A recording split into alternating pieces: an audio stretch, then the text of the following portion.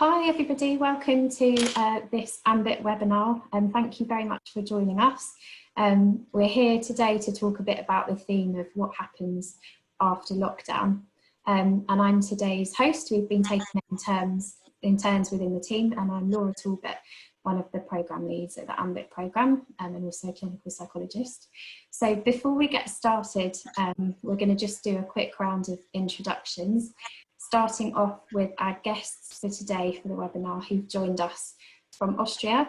So I'm just going to get Bea and Michael, who very kindly joined us, to just say a quick hello to you and introduce themselves.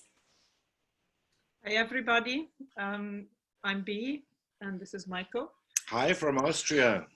And we are both clinical psychologists, and we work in Austria in Vorarlberger Kinderdorf, which is an institution which cares for, in our department, for 60 young people between 6 and 16 in residential and outreach care. And we lead a team of 14 people who do parent counseling, assessment and psychotherapy.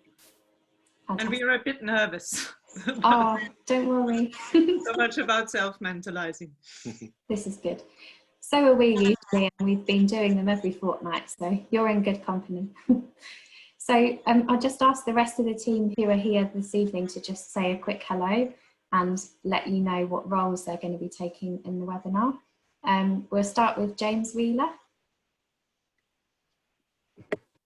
Hi everybody, so yeah, I'm James Wheeler, I'm one of the AMBIT trainers, and today I'm going to be doing a bit of work reflecting on some of the discussion that we're going to have later on.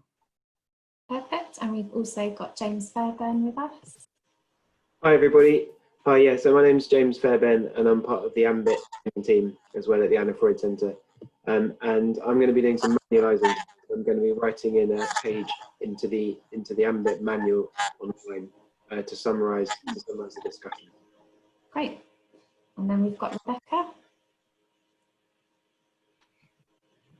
I was just trying to get myself off mute. So I'm Rebecca Smith, part of the AMBIT team, one of the AMBIT trainers, and I'm going to be monitoring your questions and answers and responding in the chat box. Great. Thanks, Rebecca. And then we have Peter Fugel. Hi folks, I'm Peter Fugel, one of the AMBIT team, and I'm actually not doing anything. I'm just hanging about and going to listen to the wonderful talks. Thank you. And Dickon as well. Hello, like Peter, I'll try and answer some questions on the chat if anyone puts them in, and maybe post links to pages on the manual or just generally try and interfere. But other than that, I'm being kept quiet. It's really nice to be here though, and it's lovely to meet Bea and Michael again after too long. And last but not least, we've got Liz.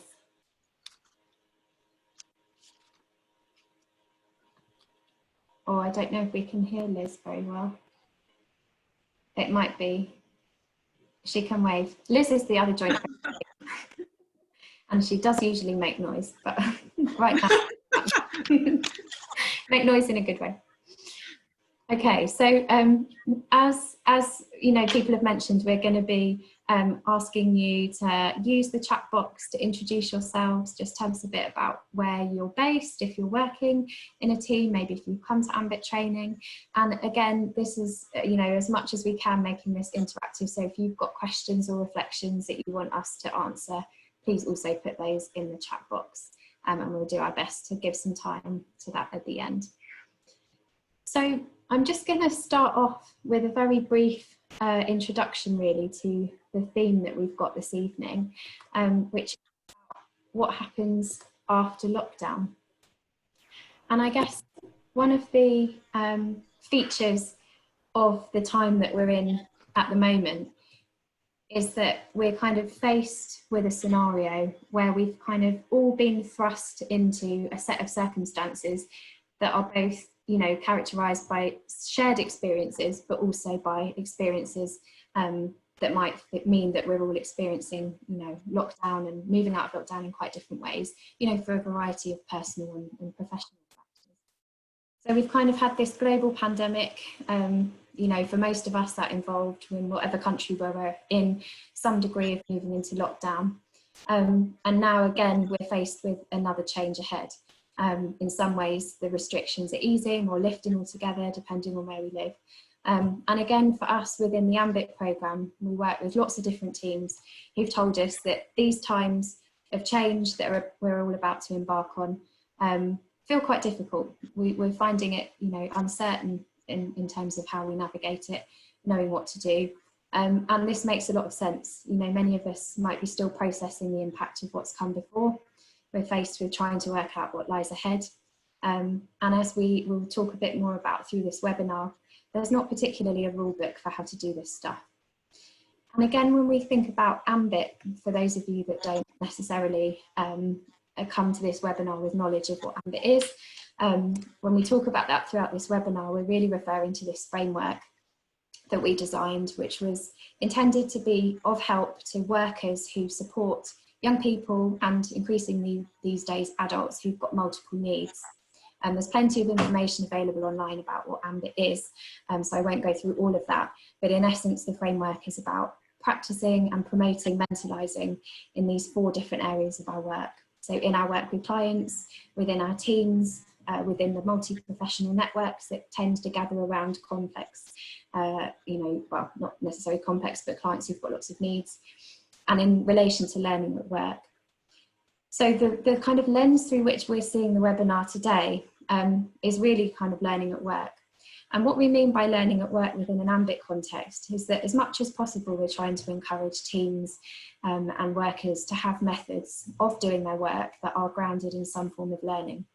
And the kind of balance that we try to encourage teams to hold is that they should be informed as much by evidence, you know, what research tells us is effective about how to practice, but also knowing the limits of evidence as we do, that we balance that with trying to learn as best we can from local practice, from our own experience, from the experience of others who are doing similar work. And I guess that feels so relevant to the context we're in now, because actually there are some bits of emerging evidence. There isn't much that tells us, okay, here's how to run a team or service that needs to move from having been in lockdown to moving out of lockdown. So we've done our best today to try and summarise some of what we've learned as a programme from the teams that we support about what their work's been like across that period of time. So again, just to emphasise the importance of learning, it's now covering my whole face. We're going to just do a little bit of summarising of what we've understood it to be like for teams in these different areas of their work.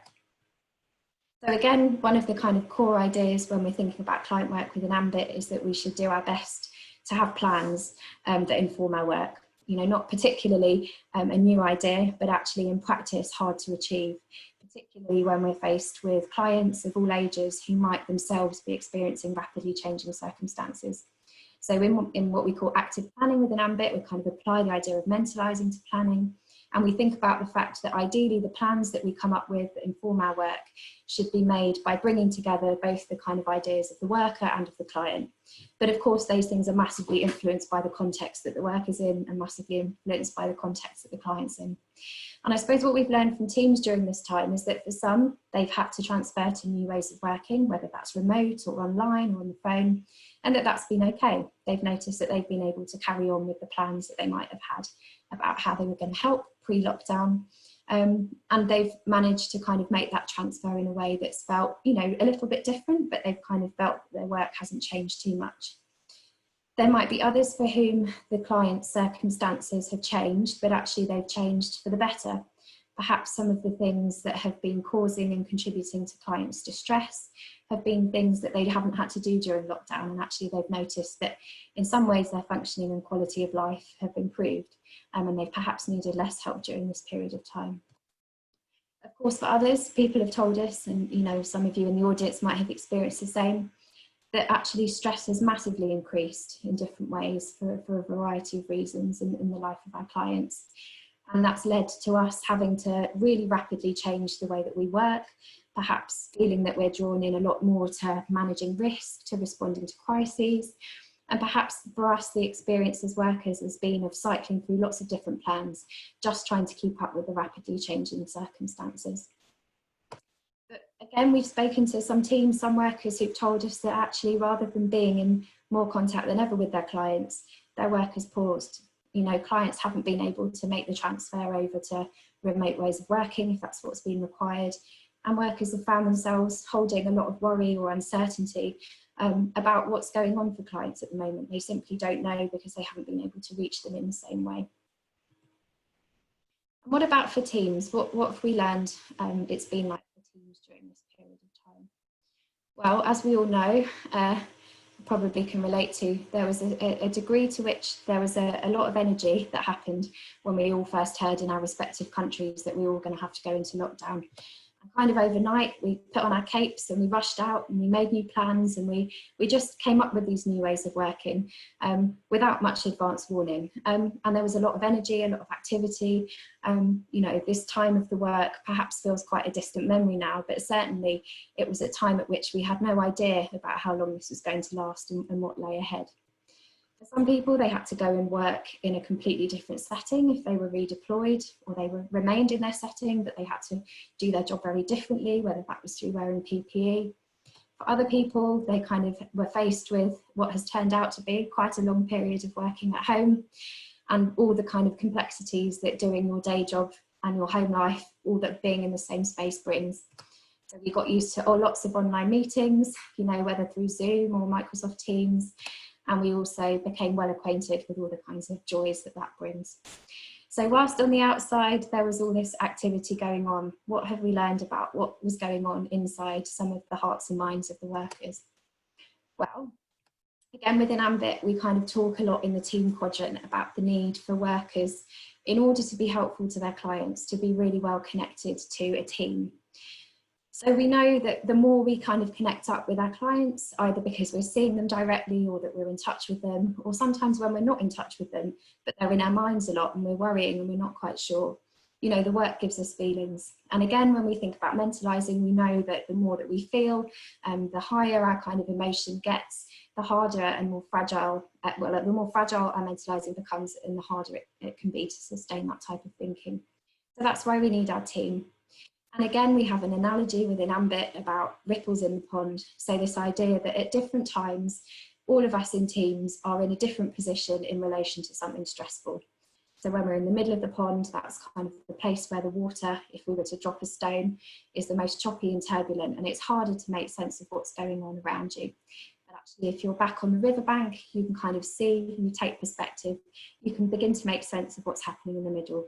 Okay, it looks a bit choppy, but you can start to see the patterns. And that's very much part and parcel of what we encourage teams to think about in the course of their work. That sometimes it will be me in the pond and I'll be looking to my colleagues on the bank to help me gain a bit of perspective, and at other times I'll be on the bank in relation to my colleague. But what teams have told us during this time is that one by one they started to see that rather than there being the more people on the riverbank and more people taking turns, it started to feel like everybody's fallen in the pond a bit. And this has had a kind of range of different impacts on the life of the teams that we've spoken to. So for some, they're very, very much aware and tuned in to the distress and stress and burnout and sense of difficulty that they have experienced. And also there might be a lot of sharing happening about the fact that others in the team are feeling the same. For other teams, they've noticed actually the longer this has gone on, the harder it's become to tune into how things are for them. How to sort of mentalise, well, how actually am I at the moment? For good reason. You know, we talk about pretend mode and burying our head in the sand. And fundamentally, those are things that happen when emotion gets too much and we try and keep ourselves safe, maybe by disengaging a bit from reality. So for some teams, they've kind of noticed this experience of actually it's starting to become quite unclear how everybody is. We see each other through these screens, but we don't really know what's going on inside. But other teams have said that the experience of kind of all being in the pond together in some way, shape or form has also been really bonding. They found new ways of working together that perhaps meant that their connections have strengthened during this time. And although it's been incredibly difficult, they're actually more tuned into the fact that there might be ways that they've worked during this time period that they would want to hold on to, they'd like to take forward, because they've recognised that there's been something useful about the ways they've been able to link up and help each other. And lastly, if we move on to think about networks. So again, within AMBIT, we're kind of quite keen on the idea that what can be a really important part of a worker's role is to think about how to organise the professional network that tends to gather around a family or an adult or a child or a young person in the way that best makes sense to the client. And as we know, when we've talked to in these webinars, you know, young people or adults who've got multiple needs tend to attract the attention of multiple workers. And when you find it hard to use relationships, it can be really difficult to receive help through a number of different people's inputs.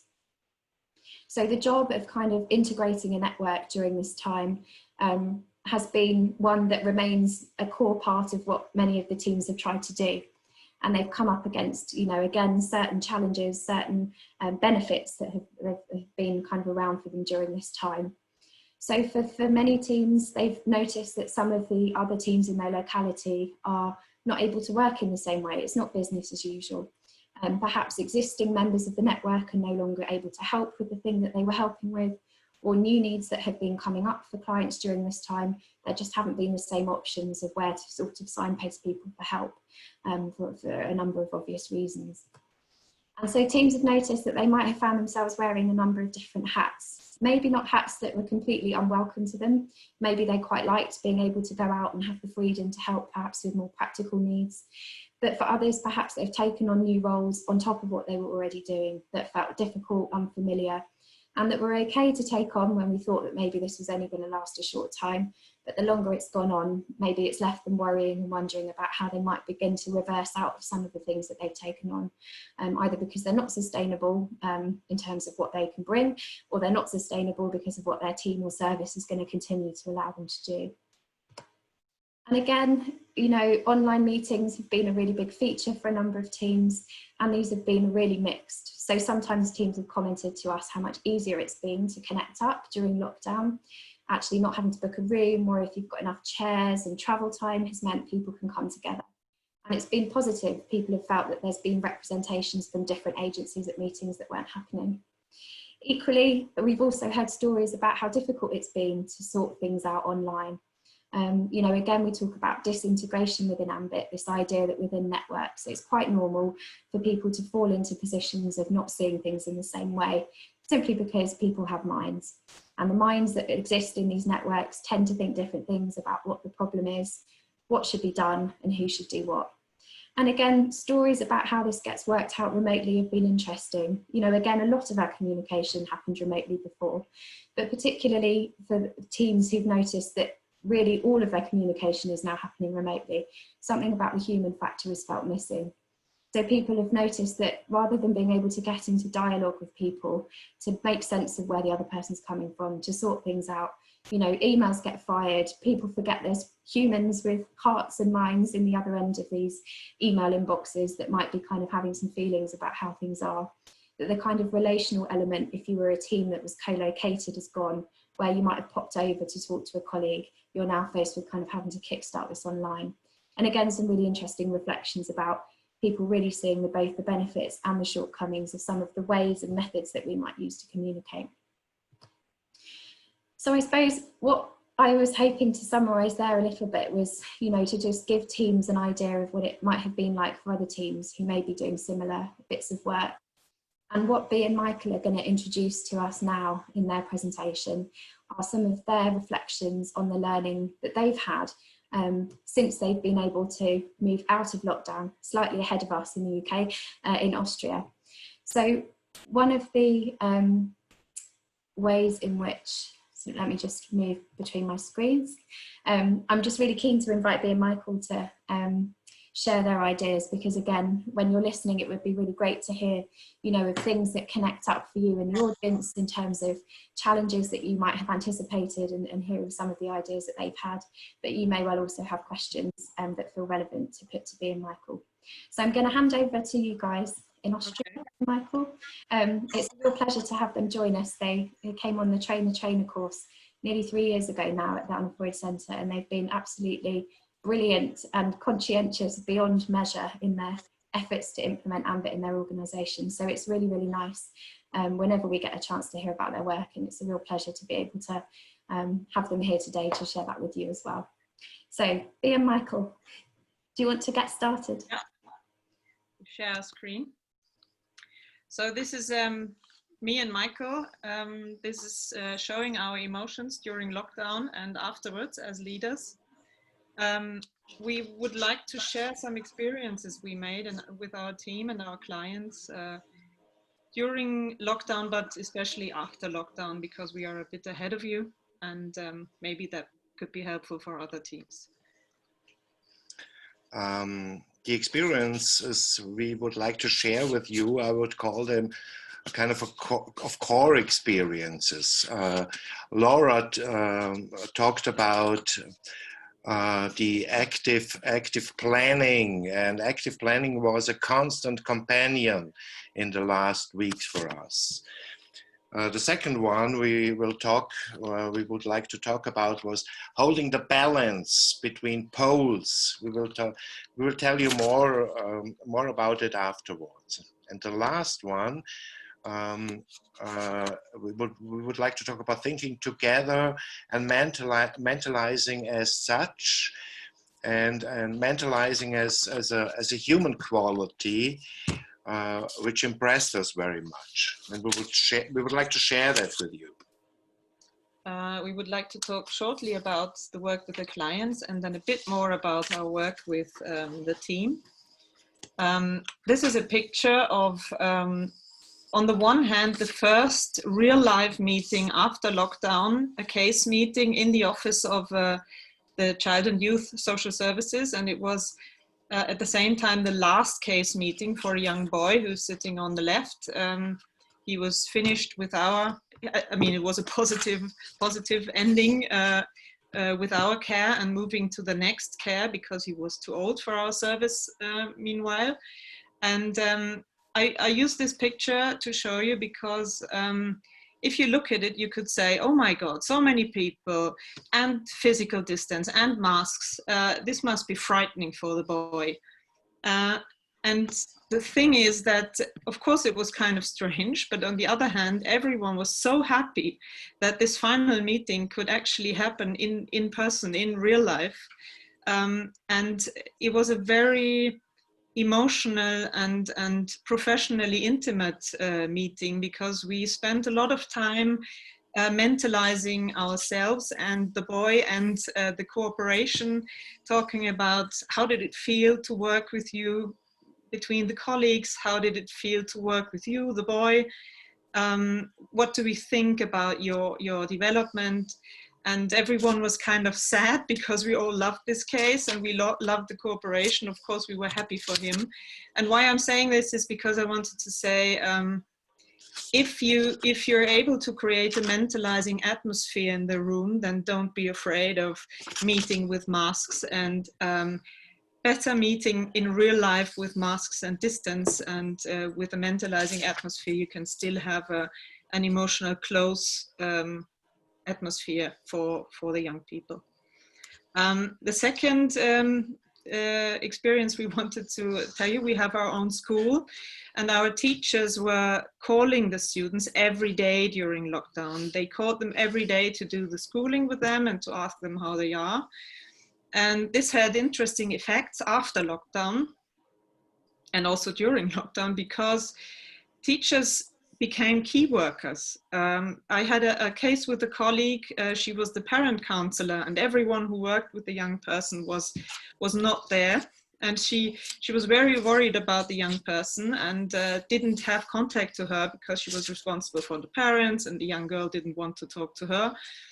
So the teacher who called the young girl every day became the key worker. And I said to my colleague, listen, why don't you get your information about how the girl is from the teacher, and why don't you support the teacher to be helpful to the girl with her suicidal problems. And teachers had a completely different role suddenly, and this was an effect that stayed. This screenshot comes out of the work with a 13-year-old girl, which hated to visit our school. It's a kind of a special school, and she had that much shame telling her colleagues that she visits our school, that she told us nearly every day that she hated it. And I would like to share a kind of a side effect of the shutdown, because during that time, Josephine was just a normal girl like all the thousands school girls and boys in Austria, learned at home, and now she came back to school and visits the school. So in fact, the case turned in the right direction during the lockdown. It was a kind of a side effect which was very surprising for us. The screenshot is out of the work with the teacher, as you can see, I think. The other thing that we realized, we in preparation for this presentation, we thought about what did we manualize after the lockdown, and we realized that after the lockdown we manualized for a couple of weeks violence between partners, because after the lockdown, I think clients and also my colleagues kept themselves together very well during lockdown, but after the lockdown, violence increased. It kind of it popped up, and it was very surprising for us, because we did manualizing about violence 3 times, which is not a normal, which is not the way we do it normally. The next thing is that during lockdown, we really, this picture is showing a person who fell into a snow hole. And we as leaders of our team were really concentrated on not losing anyone from our team out there in their homes. We didn't want them to fall into a hole like this, and that we lose them. So what we did was that we decided to call everyone apart from our team meeting once a week for an hour or 1.5 to speak about their cases, to ask them how they are. More than 10 minutes thinking together. It was more of a, hey, I really want to talk to you. I really want to get a feeling how you are. And they said it was very, very helpful, and they still want to have it, although we see each other again. And as you can see, we try to give you a kind of a visual impression of our work. We decided to do this PowerPoint with much visuals to show our feelings. Yeah, this one is about holding the balance. Holding the balance between this state sticking in the mud, not getting out of the shutdown, and on the one hand, and on the other hand, the speed of the decisions we had in this time. And it was very, very hard to get a balance between these 2 poles. Now we want to give you a picture of what happened after the lockdown. As I said, we realized people were kind of, it was quite well during lockdown, and after the lockdown, on the one hand, everyone was happy to get out. And on the other hand, we realized people are kind of strange. In German, we say someone has a thin skin. So sometimes more aggressive, more irritable, and we thought we have to do something with our team in order to change that. Laura yesterday said non-mentalizing modes were present after lockdown. Yeah. We are speaking as team leaders, and that's the perspective we use. And we would like to give you an impression how we did the planning to get out of the lockdown. The first step was that we told every team member to get off the houses into the office once a week, everyone once a week. Step 2. To get a feeling of being at work again. Yeah. Step 2 was that we decided to get half of the team in real meetings, the half in remote, to connect digitally for half the team meeting, for discussions, for case discussions, get back together. The third step was get the whole team back together. At that point, everybody was curious. Everybody wanted to meet the other team members. We used larger rooms. distance, kept the distance, wear mask. And the fourth step was to re-enable supervision in real life. We used the large rooms, used mask, distance, and that. So step on step. That's what we planned together to get back from the shutdown. This is also something that we can recommend. Don't just let it happen. Don't just Plan tell people it. to come out, but plan step by step, because they get overwhelmed if it's too fast. This picture shows kind of how it felt for us as leaders. Michael and me being the car in the front. I don't know if you have watched that before. So the car kind of keeps the horses behind, and then slowly it speeds up, and then it closes the barrier, and the horses run off. And this was kind of our job to stop them. Then what happened was that teams overruled the rules. When we first met all together, everyone was so happy that they all hugged each other, and everyone was, oh, I'm so happy to see you, and wonderful. And Michael and me hugged our team, and then we thought, after the meeting, we thought, oh no, we're not allowed to do that. And we were like going back and back and back, and this is kind of the picture what it felt like. It's this brake accelerator holding the balance between cautiousness and encouragement, because we realized they really have the need for non-verbal mentalization, for stuff that's physical mentalization, happy things. And we always talked about it. We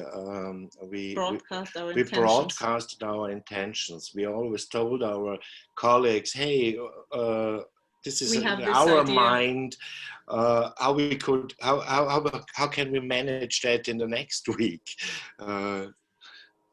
And both of us are also supervisors for other teams, and what we both realized in our team and in other teams, and that's something that I would, if someone asked me, I would recommend that if you come out of lockdown, then our experience is that what people need is not primarily learning in the first place. Learning is very important, but not as a first thing. The first thing is that people are desperate for lightness, for happiness, for something easy. And this saying, to lead means above all to awaken life in people, to draw life out of them. That was an experience that we made, that between all these weeks of structure, I say more about it in a second, we need liveliness again. There is this model which comes from therapy, actually, that in life we should always have a 50-50 balance between structure and liveliness. And if we move more to the left, more and more structure, which was the case during lockdown, because there were lots of rules and life was very structured and everything was very structured, which was good in the beginning. But we moved towards anxiety and depression, and with ongoing lockdown, it's very important to get liveliness back. Our team really worked hard during the lockdown, and wrote that the Google the Google CEO gave his company one day off, and we thought, hey, it's a cool idea, it's a brilliant idea. And we told our team, hey, what about one day off? We all take one day off. Yeah, we all take one day off. And surprise, surprise, our team. Our team said, no, we don't like a day off. That's not what we want now. And so we decided to invite our team to have a pizza and a beer together. And it's a dozen people. We have 3 tables in the pizzeria, because it was only allowed 4 people per table. So we had half of the pizzeria. But our team yesterday, our team said, this was so important. Thank you for that dinner. That was such an important moment, because they laughed and they had fun and they met each other. And this was also some kind of mentalizing, I think, because we tried to get a feeling for what they really need. which doesn't mean that we didn't learn. Of course we learned. And to get back to active planning, it's the corner of sensitive attunement we are talking about. We had plans and we always attuned them, talked about it. But another question occurred for us. Hey B, who is caring about you as a team leader? Who is caring about our leader? Who is caring about the leader of our organization? Who is caring about all the leaders? That was a question which occurred. As a supervisor, well, it was both. On the one hand, myself, I realized by phoning my colleagues in the team, I asked myself, who's actually calling me how I am? And on the other hand, as a supervisor, I saw many team leaders from other teams sometimes crying in front of me because they said it was such a hard time. It was so much pressure and we had lots of information, but we didn't have information. We didn't have emotion. Emotion was missing. No one asked for our emotions. And I realized in one team session, Michael asked the team, everyone should say who's on their mind from the team. And there was one of my team colleagues who said, B, I'm worried about you. You are on my mind because you work so much and I'm worried about you. And I thought it's not the responsibility of the team to care for the leader. And Peter Fonagy would say the whole AMBIT model is not for teams being happy with each other. It's about having an effect for the client. Mm. But I think leaders can only care for their team if someone gives them oxygen. And the team for the client. And the team needs oxygen from the leaders and from each other in order to give it to the clients. And there it doesn't matter what the hierarchy is and who's the leader and who not, because mentalization, everyone can help restore the mentalization of the others. And we have a kind of a special situation because we are working, we are leading the team together. And what we installed was a kind of a partner check. That's a word from climbers, because we wondered how do they who secures the securer? And would you tell what we heard? Yeah, my colleague is a climber, and she said, well, I asked her, tell me, who secures the securer in climbing? And she said, no one. The securer secures himself. However, in climbing, we have this partner check model that the one who secures checks the knots of the climber, and the climber checks I don't know how you call it, or the material of the other one. And yeah, and this is kind of what my team colleague did. And I think we don't have too much time left, so we kind of speed up. This is an idea Michael had. The idea was to invite some other leaders of our organization to meet online and talking about our impressions, our feelings, our thoughts, sharing them. And we made that meeting, and it was quite impressive to talk. But maybe you could say why you had this idea. I was in meetings. I was in very much meetings, which had the only theme to decide how to go on with rules handling COVID-19. Rules, talk about that decision, how should we do that or these, and nobody talked about how does it feel. Everybody, all the leaders, was my impression, try to show strength, and I was searching for a kind of a platform to talk about all these softer aspects of leading, and we were 12 and talked about that. And it was new. Laura said yesterday, new. You don't usually do that, no, and I thought never. We don't usually do that. That's true. Yeah.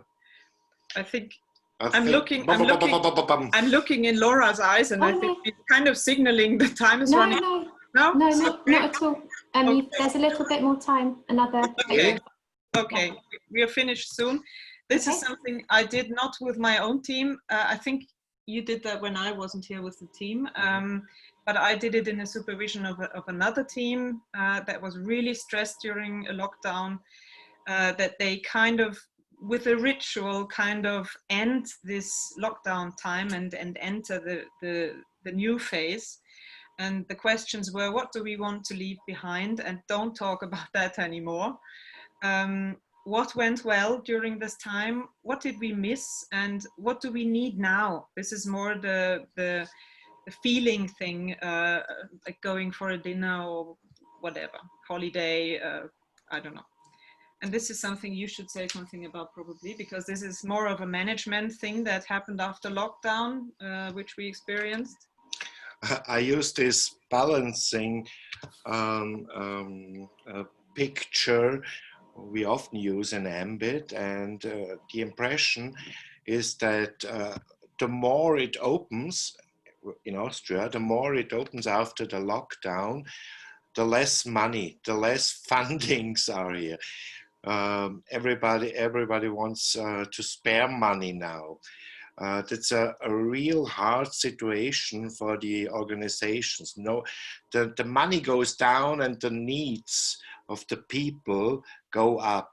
That's what we realize now, weeks, months after the reopening in Austria. We have another situation.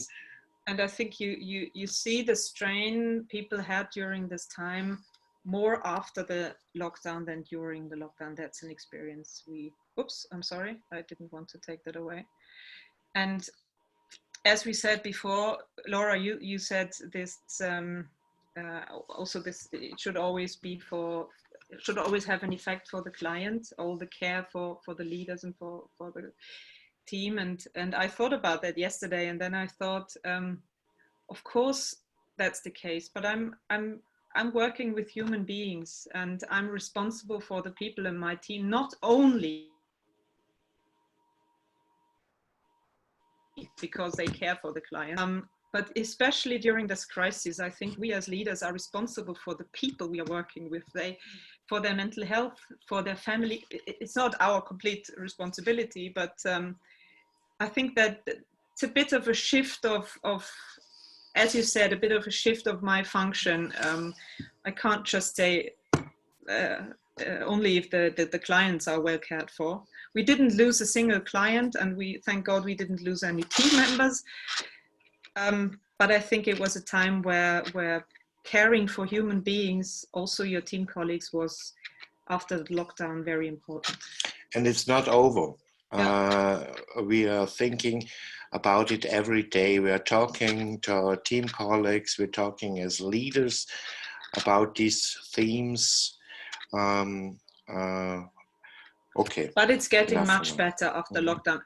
After another little strange, bizarre time, I think after a few weeks, it's really better. People are happy to be back and happy to work in the room again and meet their clients. And as you can see, we can sit in our office next to each other without a mask.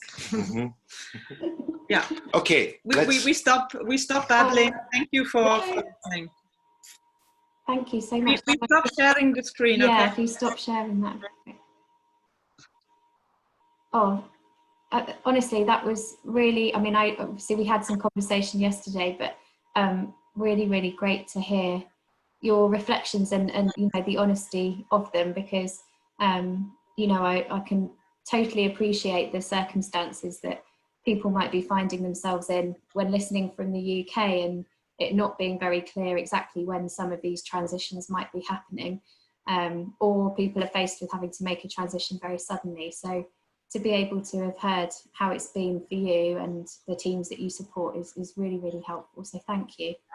I don't know, James, whether there's any particular reflections that you've had kind of just listening to it, or there might be questions that have come in, and between the three of us, we can do our best to answer. Yeah, sure. Maybe I could just start with some reflections on what you guys said. I mean, thank you so much. That was really rich description of you know, the multiple processes that you've been through in Austria, and I'm really taken with a few things that you talked about. One of them was about the creation of a mentalizing atmosphere when you come back into face-to-face work, and talking about how you actually deal with this barrier of having a mask, of being kind of covered, because in so many ways, you know, mentalizing depends on us being able to communicate and look and see each other and express. So I wondered if you wanted to just say a little bit more about that. And I was really struck by this, because it seemed to me it was really nice kind of example of attunement to the particular needs of the professionals.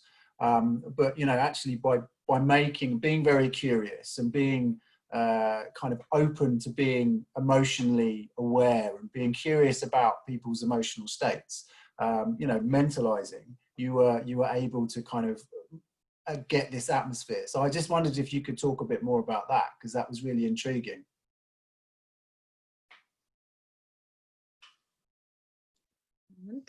Okay, the first question or the second question? Voilà.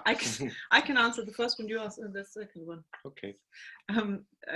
The first question with regard to the mentalizing atmosphere, I mean, on the one hand, this whole cooperation in this specific case, I mean, that the mentalizing doesn't begin after the lockdown.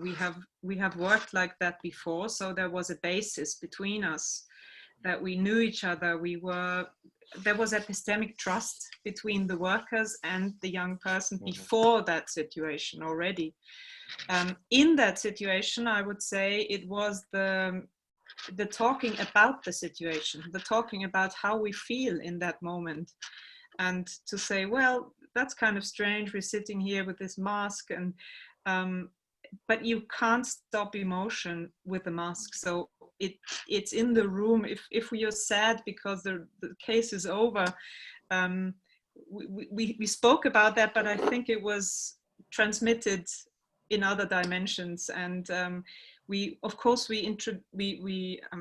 on purpose, we encourage people to talk about their feelings and to talk also about what did we like about this cooperation? Why was it so nice to work with you? And what was special? And one worker was going on maternity leave, and she was sad because she had to go, and it was just in the. I couldn't say I created that on purpose in a way. It's a work that was done before, and on the other hand, it was this talking about it, and it's in the room. And we really we started leaving the masks very early.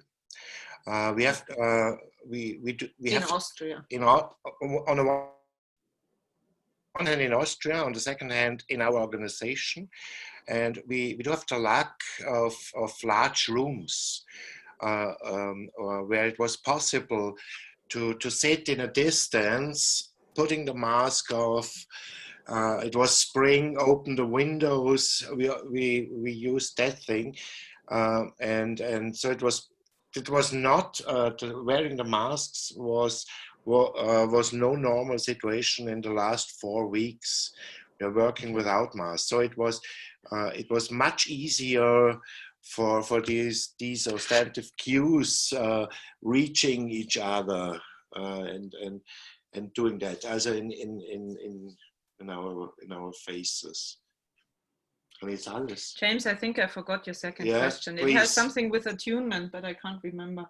Yeah, no, I think you kind of covered it, but I was just interested in what you said about it. I was suggesting that, you know, you were, by creating this kind of mentalized environment or mentalizing kind of atmosphere, you were very in tune with your staff when they're coming back into this kind of first face-to-face kind of meeting, because it is different. It's not the same wearing a mask, and there's anxiety there, or I would imagine there's anxiety there. And I think the work we did in a different place.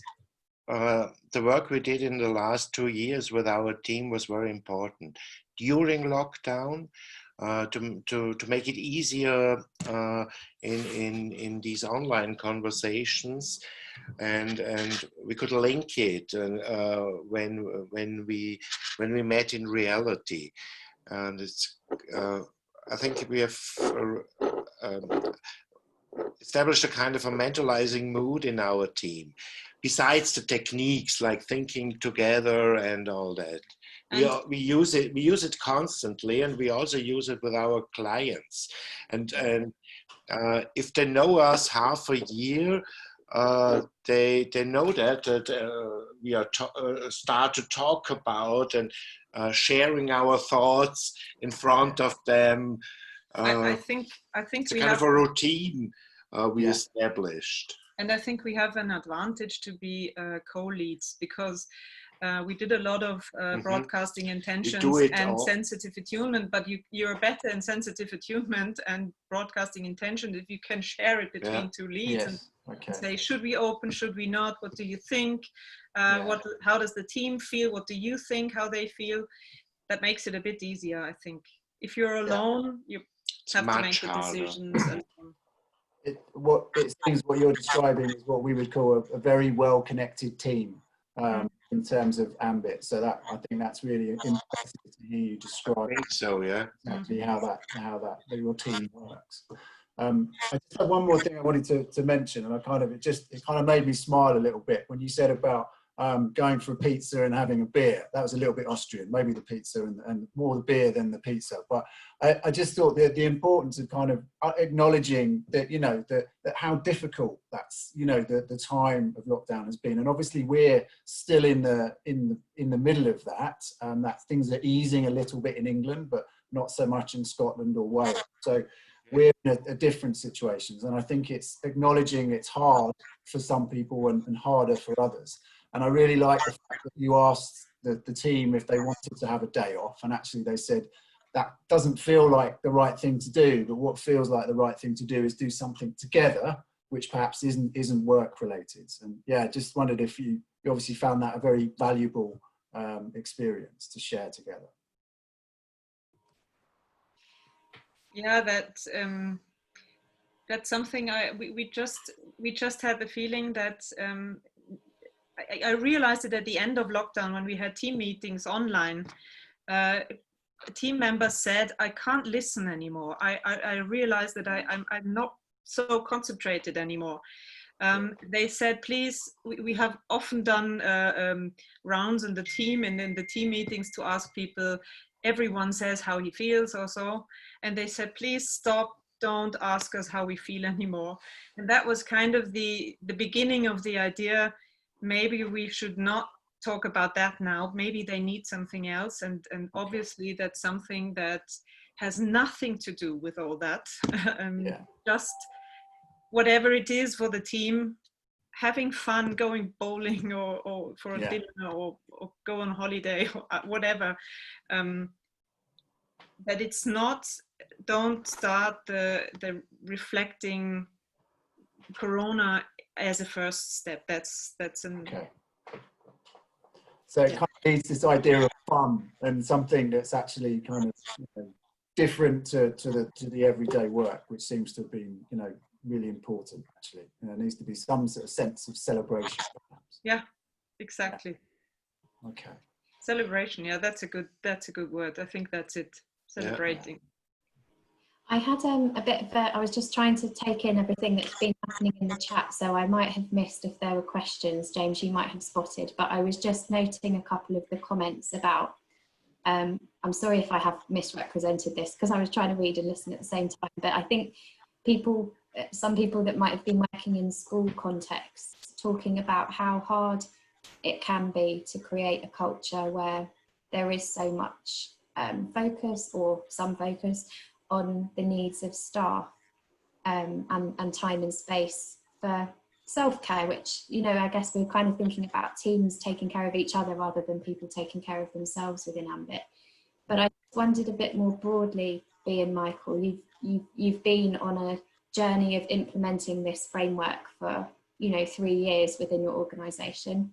It might be the case that you feel that you've been able to create more focus on how people are feeling as time has passed, because I have a sense from knowing you and some of the work that it's not always been the case that people have been so open and okay have people looking out for them. And I just wondered if it would be helpful to others to hear a little bit about the journey that you've been on with that, as even something that's part of your focus. You mean with regard to schools or in general? I think both. I think with regard to schools, it's a bit easier for us because we have our own school. I think it's much school. It's much more difficult to help schools build that up if you're not connected so directly. Mm-hmm. With regard to schools, I think it helped that we, in every case that we work with, there are 3 professionals. There is 1 parent counselor, 1 teacher, and 1 social worker for the young person. Maybe some more, but that's the core triangle. So we always have a team of 3, including a teacher, who care for a family. So we had the possibility in each case to kind of implement AMBIT, even without explaining what we're doing, by helping the teachers or helping our colleagues.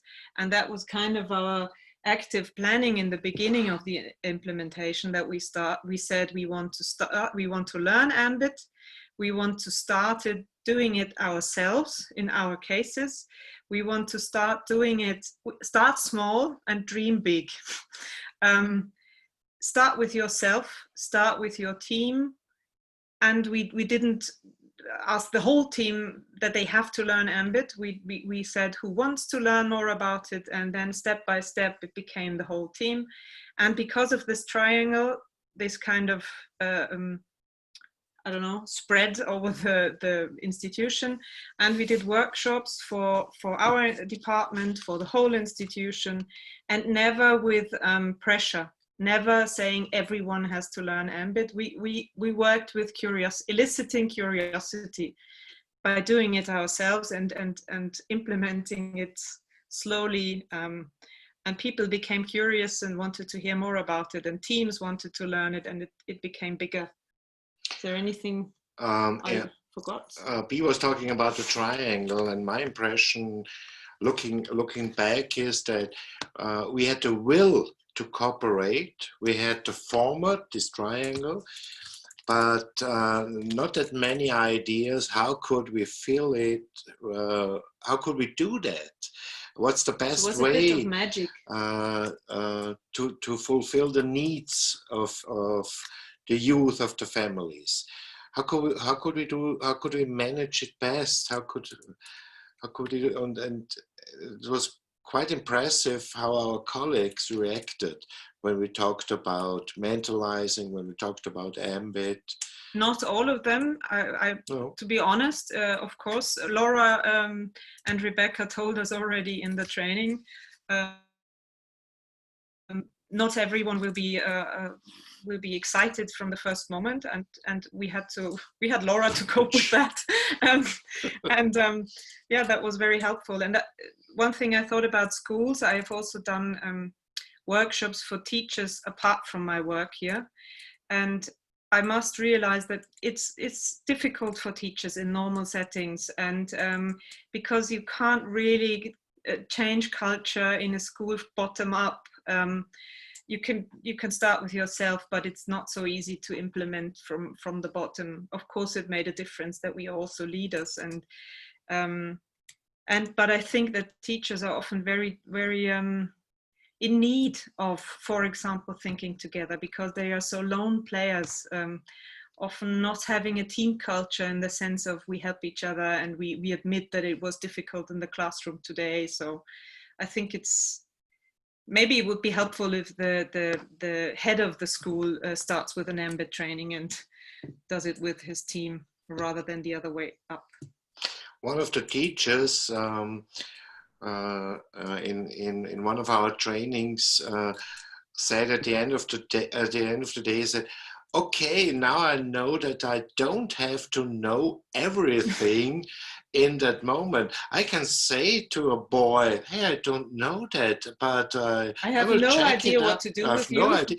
It was quite impressive, because I realized the pressure teachers feel in maybe out In of order their to have control. biography? Yeah. No. Well, I'm sad we've come to 6:30 so quickly, because Okay. I just wanted to again say a huge thank you to you both for Thank you. joining us. And I know it's your last day of term and you've had a very busy day, and you're also going to your party. So we absolutely mustn't hold you up from that. Michael told me he was going to have a beer on the table to look at during the webinar. So I hope you've managed to resist dipping into that. But thank you very, very much, everybody, for joining us. And I can see there's been some discussion in the chat as well. If you're interested to hear any more of the ideas that we've been talking about, I think people have been putting some links in the chat, but you can follow us on Twitter. We've got an open source online manual, so you don't need a login or a password. You can just read about some of the things we've been speaking about. If you are interested in any of the trainings, you can contact us on the email.